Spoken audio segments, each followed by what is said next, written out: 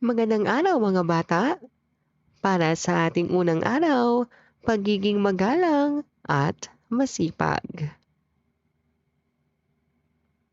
Ano ang napapansin ninyo sa mga batang nasa larawan? Sa tingin ninyo, maganda bang tularan ang ginagawa nila? Bakit? Ngayong araw, pag-aaralan natin ang dalawang mabubuting ugaling Pilipino, ang pagiging magalang at ang pagiging masipag. Ano ang kahulugan ng magalang? Ang magalang ay ang pagpapakita ng respeto sa kapwa sa salita at kilos. Ipinapakita ito sa paggamit ng po at opo, sa pagkilala at paggalang sa nakatatanda, sa pakikinig sa nagsasalita,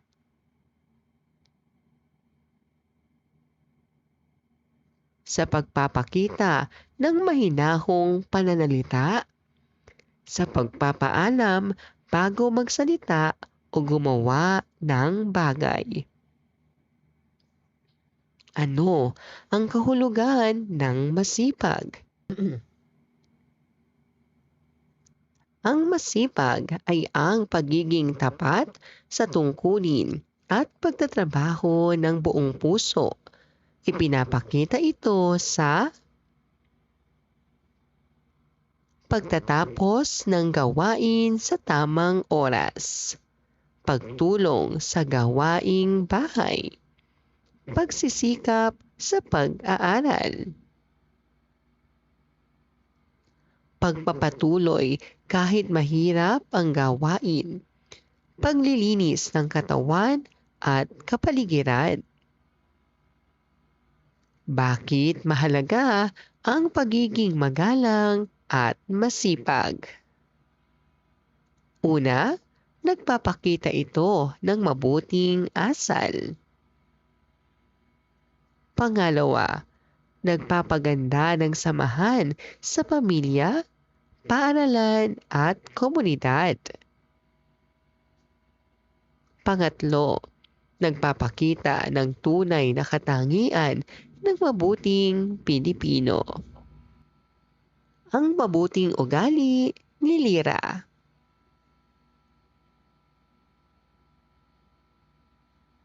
Si Lira ay isang mabait at magalang na batang Pilipino.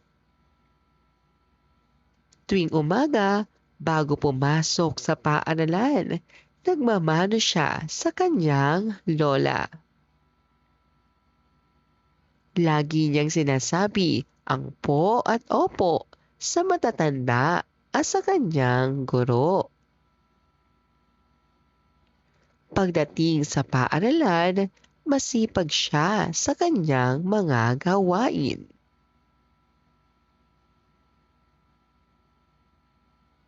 Inaayos niya ang kanyang upuan, nililinis ang papel sa sahig, at tinatapos ang kanyang takdang aralin bago maglaro.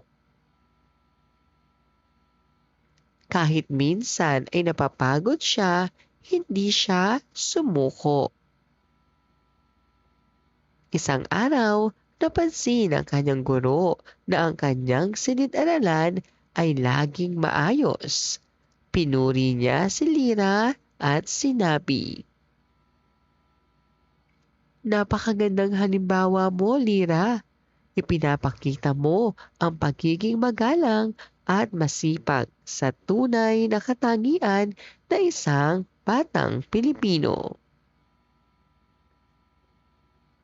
Ngumiti si Lira at sinabing, "Ginagawa ko po iyon kasi gusto kong makatulong at maging mabuting kapwa." Ano ang dalawang mabubuting ugaling taglay ni Lira? Paano ipinakita ni Lira ang pagiging magalang. Ano ang ginawa ni Lyra upang maging masipag sa paaralan? Bakit pinuri si Lyra ng kanyang guro? Sa iyong palagay, bakit mahalaga ang pagiging magalang at masipag? Ang magalang ay marespeto sa salita at gawa. Ang masipag ay masigasig sa tungkulin at hindi sumusuko. Gawin natin. Piliin ang letra ng tamang sagot. Alin ang halimbawa ng pagiging magalang? Ano ang kahulugan ng masipag? Alin ang nagpapakita ng pagiging masipag sa paaralan? Ano ang tamang paraan upang ipakita ang paggalang sa nakatatanda? Alin sa mga sumusunod ang halimbawa ng pagiging masipag sa bahay? Gawin natin. Isulat ang tama kung ang pahayag ay wasto at mali kung hindi.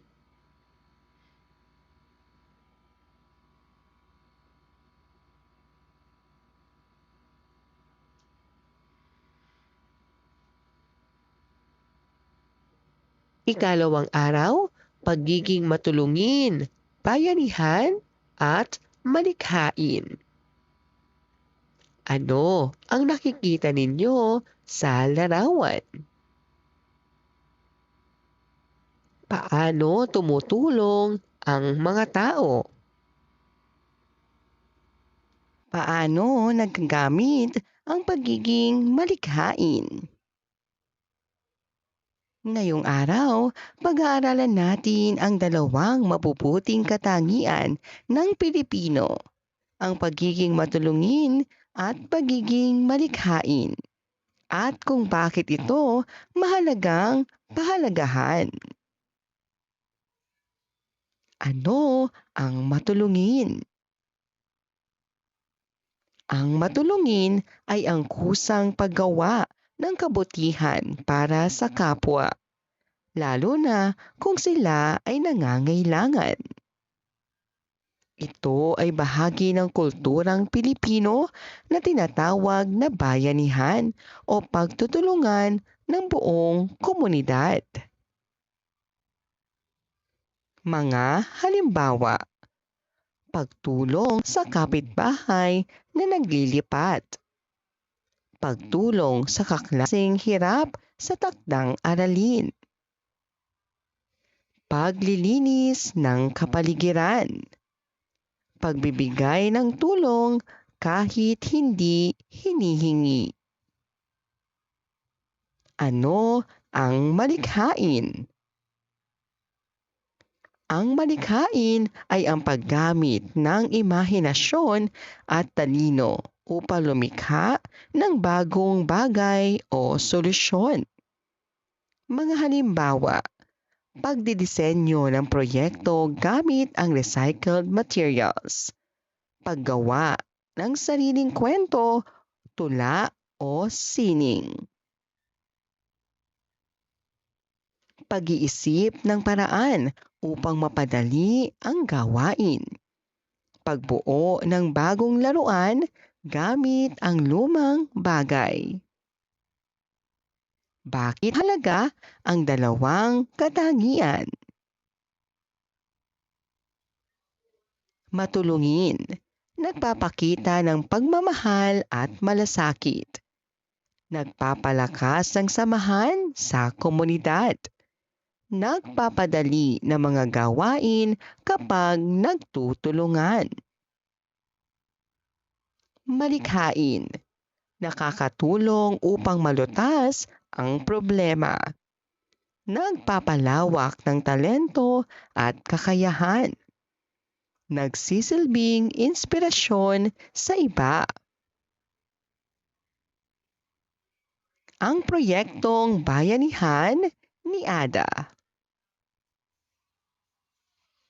Isang araw, nagpasabi ang barangay na magkakaroon ng clean-up drive. Masaya si Ada at ang kanyang mga kaibigan. Alam nila na pagkakataon ito upang maging matulungin. Habang naglilinis, napansin ni Ada ang maraming bote at kahon sa basura. Sayang naman ito, sabi niya. Gamitin kaya natin sa paggawa ng dekorasyon para sa barangay hall. Sumang-ayon ang mga kaibigan niya. Ginawa nila itong mga bulaklak, palamuti at laruan. Nagulat ang kapitan. Ang gaganda, pati paglilinis, ginawa ninyong malikhain. Gumiti si Ada at sabi niya, tulong-tulong po kami dahil mahal namin ang ating komunidad. Sa araw na iyon, nakita ng lahat na kapag pinagsama ang bayanihan at pagiging malikhain, nagiging mas masaya at magaan ang trabaho. Ano ang proyekto ng barangay na sinalihan ni Ada? Paano ipinakita ni Ada ang pagiging matulungin? Paano ipinakita ng mga bata ang pagiging malikhain? Ano ang naging reaksyon ng kapitan? Ano ang mensaheng ipinahihiwatig ng kwento? Ang matulungin ay handang gumawa ng kabutihan sa kapwa. Ang malikhain ay nag-iisip ng bagong paraan upang lumikha o tumulong. Gawin natin. Isulat ang tama kung ang mga pahayag ay totoo at mali kung hindi.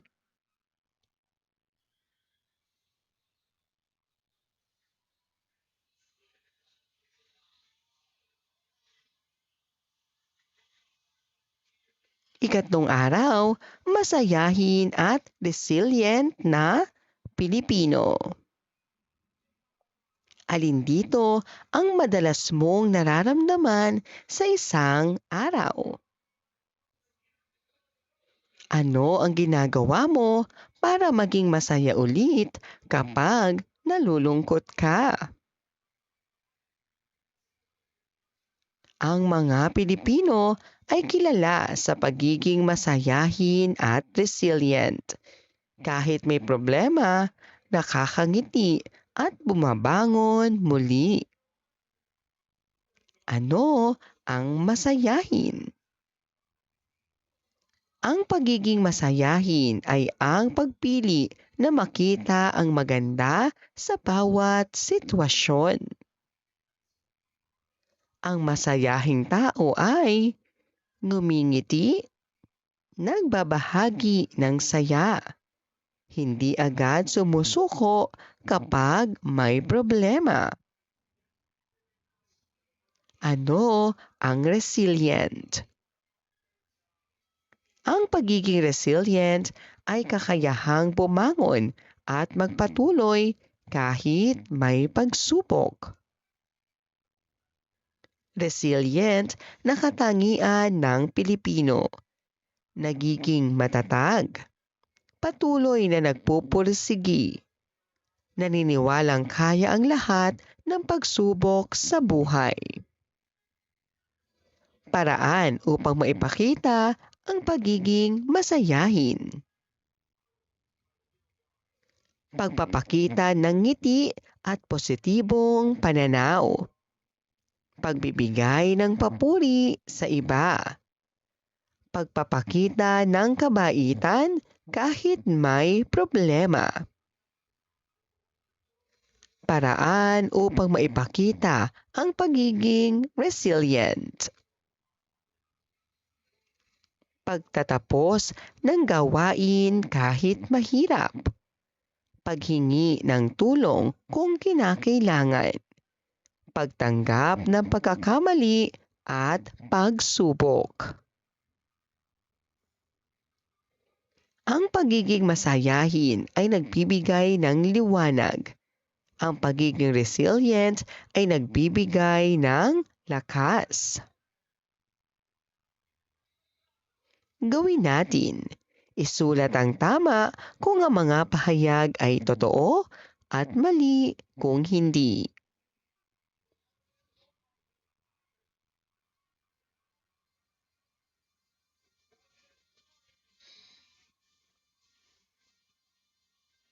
Gawin natin. Buuin ang liham para sa taong nagpapasaya sa iyo.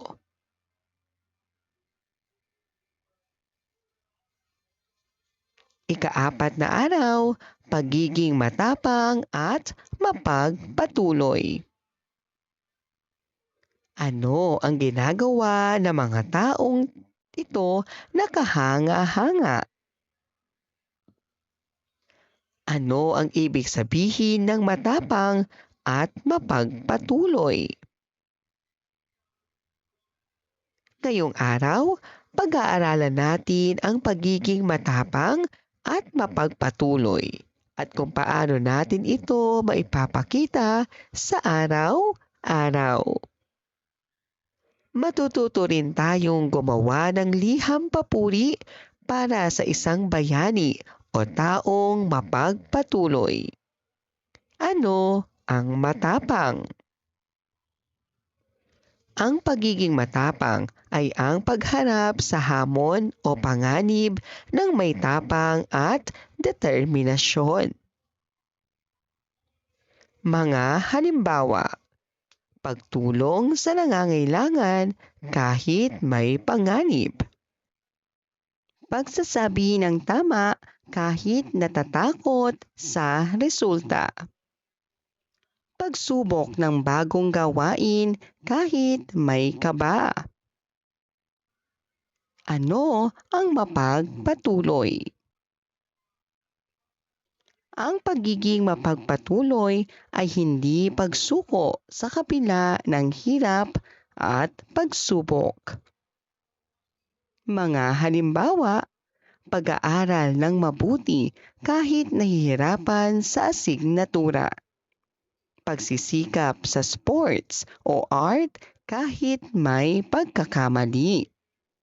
Pagtatapos ng gawain kahit may abala o hadlang. Paraan upang maipakita ang pagiging matapang at mapagpatuloy. Harapin ang takot at problema ng may tapang. Huwag sumuko sa unang pagkabigo. Magpatuloy sa paggawa ng mabuti kahit mahirap. Magbigay inspirasyon sa iba sa pamamagitan ng sariling determinasyon. Si Lino at ang bagyong dumaan. Si Lino ay batang grade 3.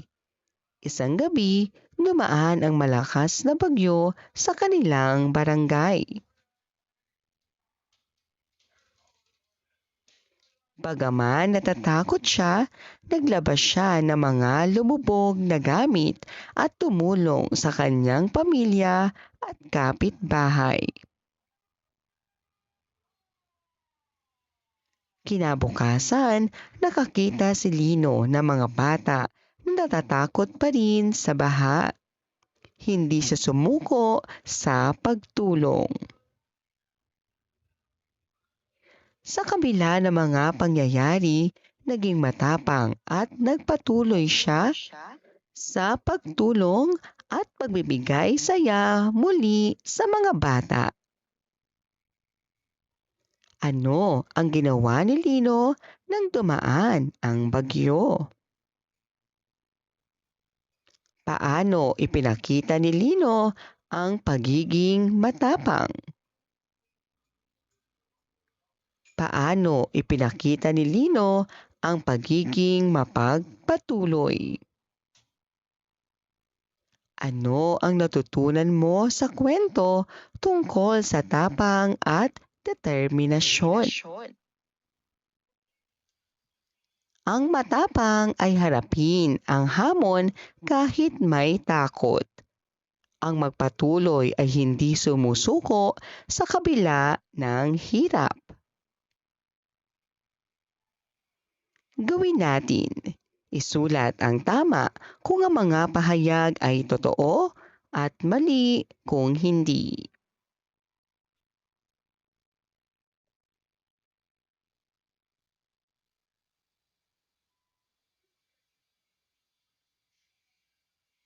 Gawin natin.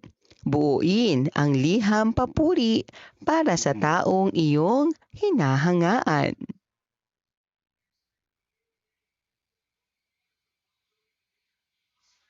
Maraming salamat po sa inyong panonood at pakikinig. Hanggang sa muling pag-aaral ng asignaturang Makabansa. Paalam!